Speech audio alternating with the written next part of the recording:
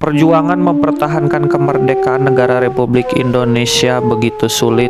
Lawan bukan hanya dari luar, tapi dari dalam juga. Begitupun mempertahankan kemerdekaan Indonesia. Simak video ini sampai dengan selesai.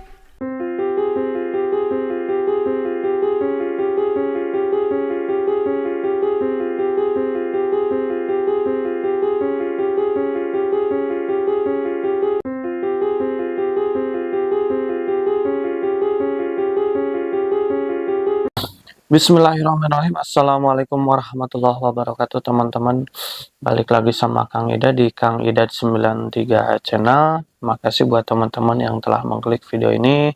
Semoga teman-teman yang telah mengklik video ini makin lancar rezekinya dan mendapat balasan yang lebih besar lagi oleh Allah Subhanahu wa taala.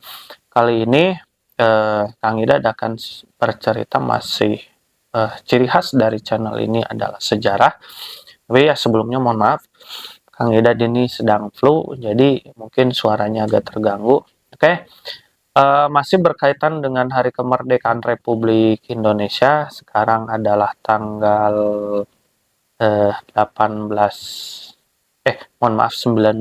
Agustus. Kemarin 18 dan sebelumnya itu Hari Kemerdekaan itu 17 Agustus ya. Oke. Jadi rekam jejak dari tanggal 17 Agustus itu kan tanggal 18 Agustusnya ada lagi musyawarah tentang bagaimana bentuk negara kita. Telah disepakati bahwa bentuk negara kita itu kesatuan, Negara Kesatuan Republik Indonesia. Di waktu itu juga Muhammad Hatta mengusulkan sebenarnya serikat. Karena sulitnya Medan ataupun kepulauan dari Sumatera, Kalimantan, Sulawesi, Papua, Jawa, Bali. Jadi lebih tepatnya menurut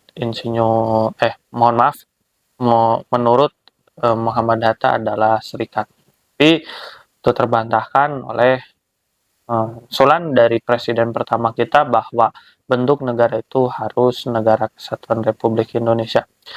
Yang teman-teman perlu tahu, setelah proklamasi kemerdekaan dan dimulainya agresi Belanda 1-2 sampai yang ketiga, negara kita pernah beberapa kali mengalami benturan ataupun perubahan dasar negara. Republik dengan Undang-Undang Dasar 1945 pernah juga menjadi Republik Indonesia Serikat dengan pusatnya di Yogyakarta, terpisah dari Sumatera dan Jawa bagian barat. Kemudian juga berbeda lagi dengan daerah yang istilahnya lebih timur. Karena Belanda waktu itu hanya mengakui Yogyakarta, sebagian dari Jawa Barat, kemudian Kalimantan yang merdeka dari Belanda.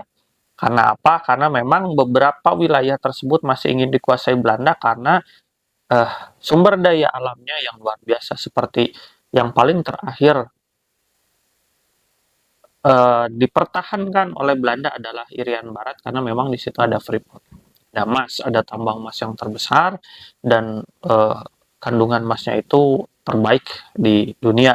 Kenapa dipertahankan Irian Barat? Dan paling terakhir dengan misinya Soekarno, Tri Komando Rakyat.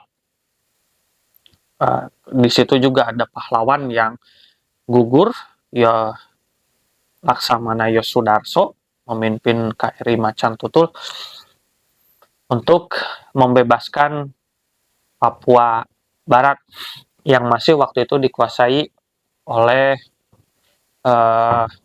Belanda. Dan juga sebenarnya teman-teman mungkin belum tahu bahwa Papua Nugini dulu dikuasai Belanda dan terakhir gubernur Belandanya tahun 1950-an. Setelah itu baru diberikan kepada masyarakat asli. Nah, beberapa kali dan sebenarnya pernah juga Republik Indonesia itu dengan satu pemimpin yang bukan Soekarno, karena dari Sumatera masih pribumi namanya, tapi Kang Idan mohon maaf lupa. Nah, beberapa kali pada akhirnya disepakati juga, dan ini sudah final, kita kembali pada Undang-Undang Dasar 1945, kembali lagi persatuan dan bentuk negara kita adalah negara Kesatuan Republik Indonesia. Pusatnya yang tadinya di Yogyakarta, di wilayah Kesultanan Yogyakarta, berpindah lagi ke Jakarta sebagai pusat ibu kota waktu itu Jakarta ya. Di situ kemudian tahun 1960 sampai masa-masa akhir karena ketidakpuasan pergolakan politik itu PKI ingin menguasai dan mengambil alih negara dengan cara kudeta. Memang ciri khas dari komunisme itu seperti itu ya, di Soviet, di Rusia pun tuh Kaisar terakhir Tsar Nicholas II itu dikudeta. Kemudian juga di Chinese itu kan presiden pertamanya yang berasaskan nasionalis itu Dr. Sun Yat-sen, kemudian pada akhirnya Chiang Kai-shek dan Mao Zedong atau Mao Zedong itu berseteru, dan Chiang Kai-shek mengalihkan wilayahnya ataupun dia pindah ke daerah Taiwan ataupun Cina Taipei sekarang ya. Dan itu pun istilahnya menjadi problem hari ini yang katanya juga Taiwan adalah bagian dari provinsi Republik Rakyat Cina.